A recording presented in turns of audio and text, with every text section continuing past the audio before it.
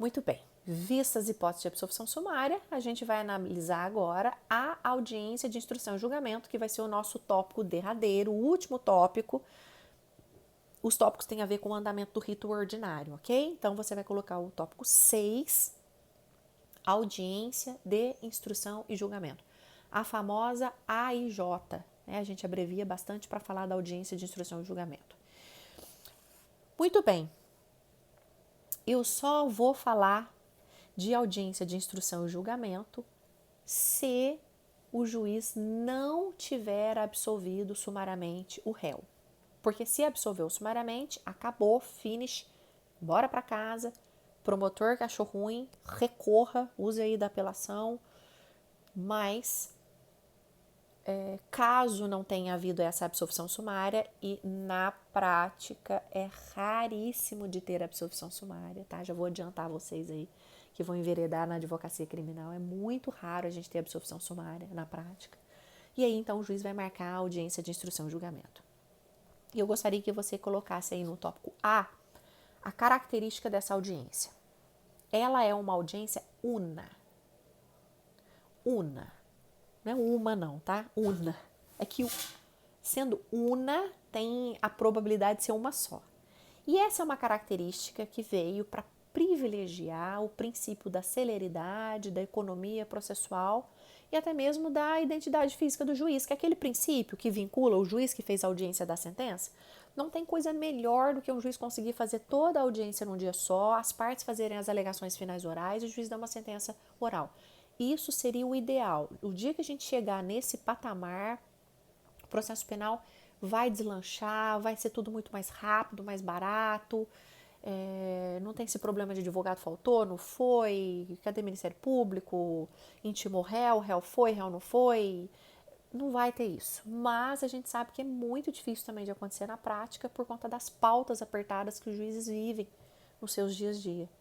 Então, eles se esforçam para que essa audiência seja una, ou seja, concentração dos atos processuais, que tudo aconteça nessa audiência. Quando eu falo tudo, é tudo, oitivas, esclarecimento de peritos, debate, sentença, mas infelizmente ela acaba tendo que ser fracionada, o que não dá também grandes problemas.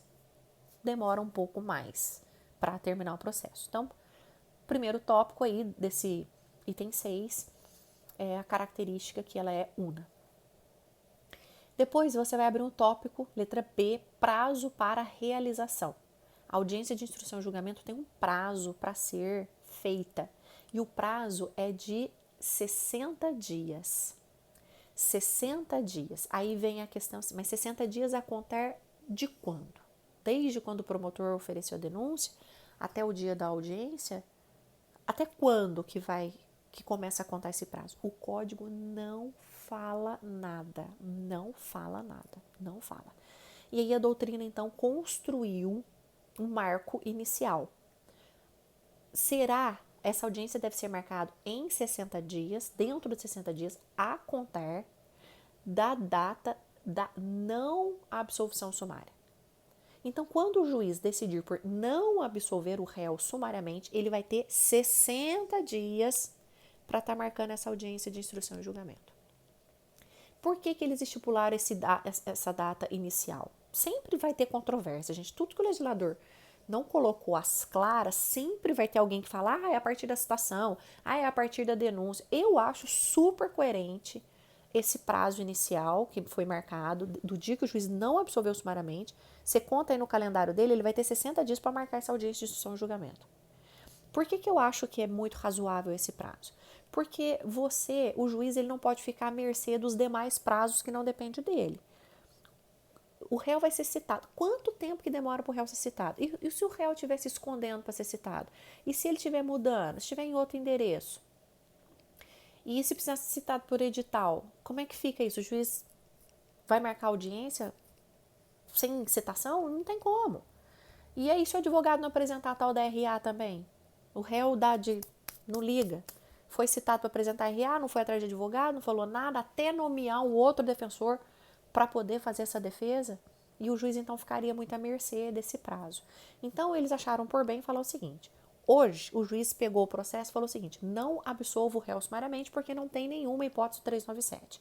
Beleza? Beleza. Então, a partir de hoje, excelência, o senhor tem 60 dias para marcar essa audiência de instrução e julgamento.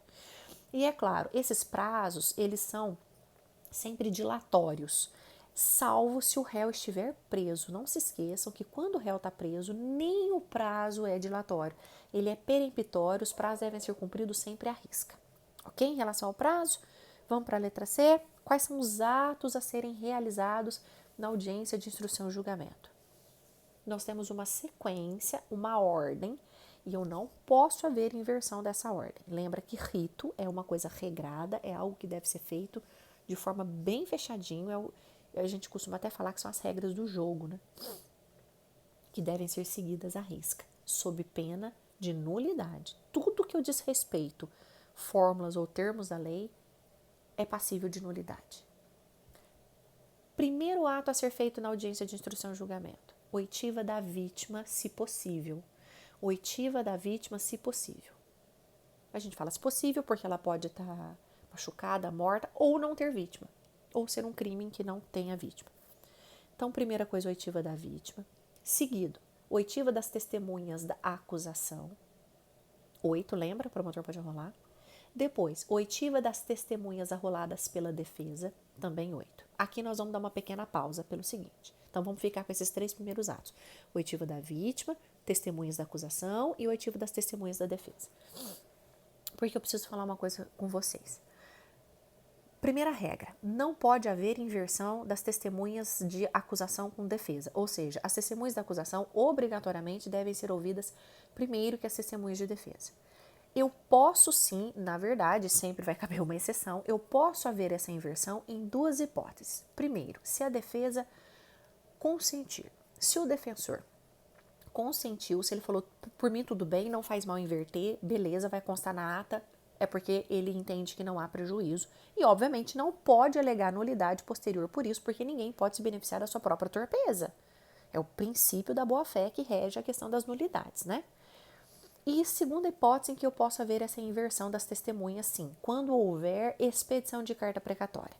Pensa você uma carta precatória ou até mesmo uma carta rogatória expedida até esperar ouvir essa testemunha da acusação, pode haver essa inversão, sim. Então, são essas 2 hipóteses que autorizam essa inversão. Outra coisa que eu gostaria de falar para vocês no que diz respeito à oitiva das testemunhas. As perguntas, tanto às testemunhas, quanto à vítima, quanto aos peritos, as perguntas, elas devem ser feitas diretamente da parte para a própria pessoa que está sendo ouvida. Não é por intermédio do juiz, tá? É um sistema chamado sistema direto. As perguntas são feitas diretamente. Então, quando eu vou numa audiência, eu já viro para a testemunha e falo: boa tarde, tudo bem com a senhora? Eu gostaria de saber se no dia dos fatos a senhora estava na porta da sua casa, onde que a senhora estava, quantos policiais estavam. Eu já faço as perguntas direto. Antigamente era por intermédio do juiz, hoje não é isso mais. Mas é claro que o juiz pode interferir se as perguntas forem impertinentes, irrelevantes ou induzirem as respostas. Aí vai ter interferência do juiz, em que o juiz vai cortar essas perguntas, vai pedir para reformular ou vai até mesmo cassar a palavra do advogado, caso ele esteja sendo absolutamente impertinente com as perguntas. E uma outra situação também que tem para falar sobre as testemunhas. As perguntas, quem que faz pergunta primeiro? As pessoas acham, e é muito comum quando vocês vão fazer aquele relatório de prática, ainda temos um vício recorrente do juiz começar a fazer as perguntas. O juiz primeiro faz a pergunta, depois quem arrolou faz e por último a parte contrária. Gente, não é essa a sistemática do processo penal. Não é essa a sistemática do processo penal. Em se tratando, de oitiva de testemunhas, quem faz a pergunta primeiro é quem arrolou a testemunha.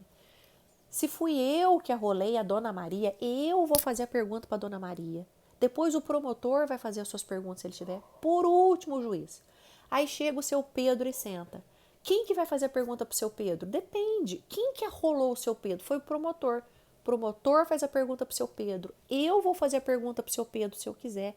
Por último, o juiz. O juiz é a última pessoa a fazer a pergunta. Quem arrolou? A prova. Iniciativa probatória das partes. As partes é que tem que explorar as provas. O juiz deve ficar como mero espectador. É claro que ele não vai ficar só ouvindo. Ele precisa formar o seu convencimento. E se alguma dúvida tiver restante, estiver pendente para o juiz, ele vai fazer as perguntas por último. Então, cuidado, que você vê por aí, às vezes é uma falha, é um vício recorrente, que é muito comum de acontecer, infelizmente, mas quem começa a fazer as perguntas é a parte que rolou. Ok? Vamos na sequência dos atos, então, da audiência. Vítima, testemunhas de acusação, testemunhas da defesa. A possibilidade dos peritos serem ouvidos também, chamado esclarecimento dos peritos. Para isso tem que ter regrinha. Peço para você recordar lá na parte da perícia, né? Você tem que intimar ele com 10 dias de antecedência, as perguntas têm que ir por escrito, ele pode responder também por escrito, portanto não é obrigatória a presença do perito na audiência. Depois a gente segue com eventual possibilidade de acariações ou reconhecimento de pessoas ou coisas, que é mais um tipo de prova que se tem. Se tiver dúvida sobre a identidade de alguém, conflito entre depoimentos, vai fazer a acariação, culminando com o interrogatório do réu, que é por último interrogatório do réu. Então vejam vocês que nós temos uma sequência de oitivas, e eu vou repetir e acompanha comigo. Oitiva da vítima, se possível, testemunhas da acusação, testemunhas da defesa, os peritos, prerrogativa que tem deles irem na audiência, reconhecimento de pessoas ou coisas, acariações e, por último, mas não menos importante, o interrogatório do réu. Sempre tem que ser por último, porque vocês sabem que o interrogatório é meio de defesa, então ele tem a possibilidade de, a melhor maneira de fazer defesa é ouvir tudo que tem contra ele primeiro, o que perito tem para falar, o que testemunha tem, o que a vítima tem para falar, o que não tem. Por último, ele se manifestar e pontuando as coisas que foram faladas em prol da sua defesa.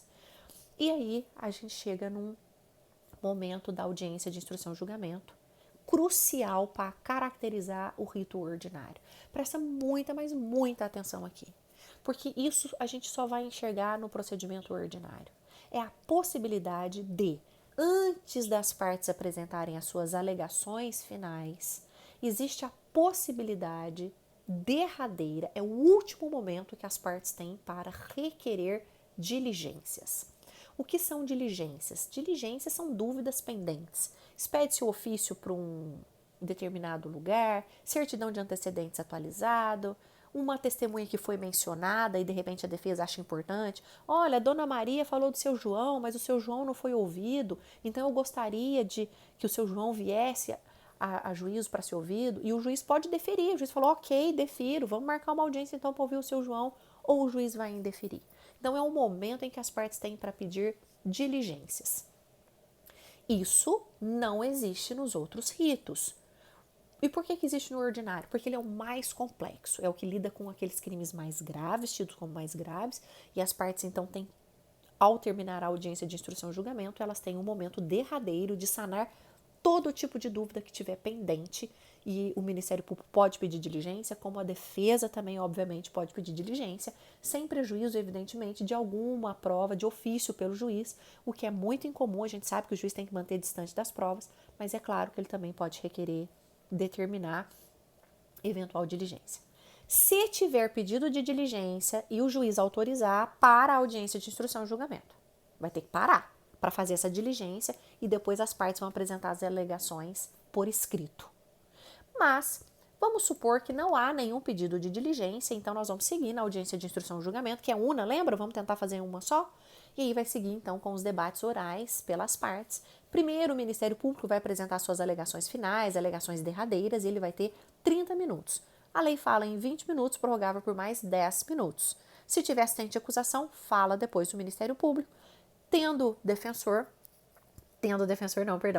Após isso, o defensor entra com a sua fala de 20 minutos, podendo ser prorrogável por mais 10 minutos.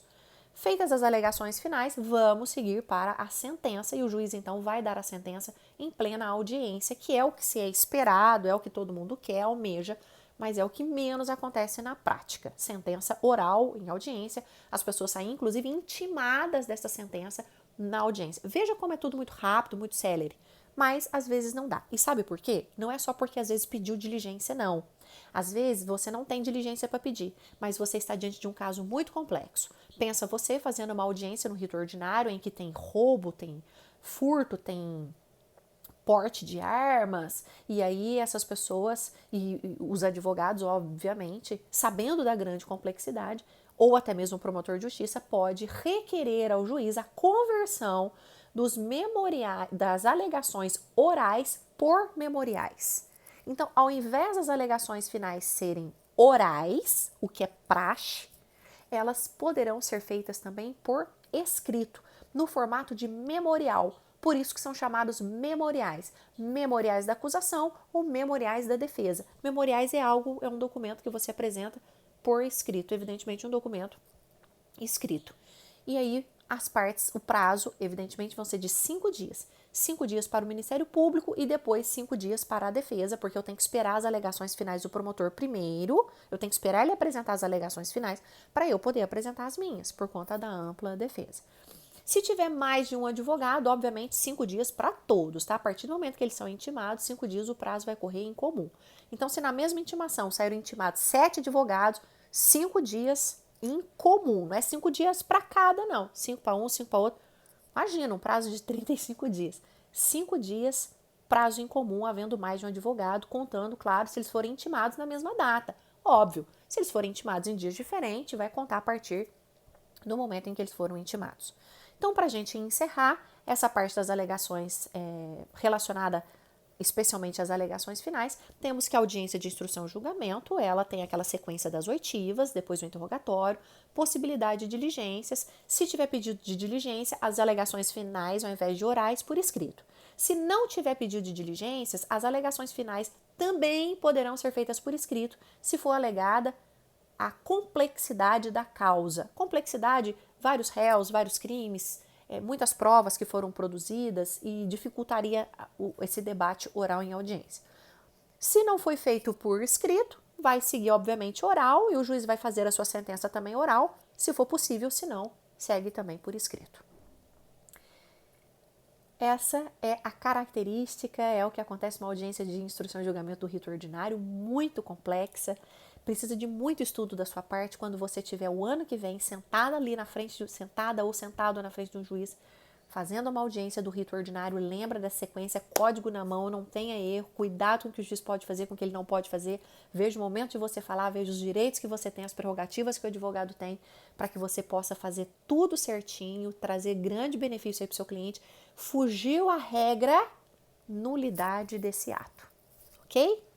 Um beijo, gente. Até a próxima aula, se Deus quiser. Feliz demais de estar aqui com vocês de novo, viu? Deus abençoe cada um de vocês.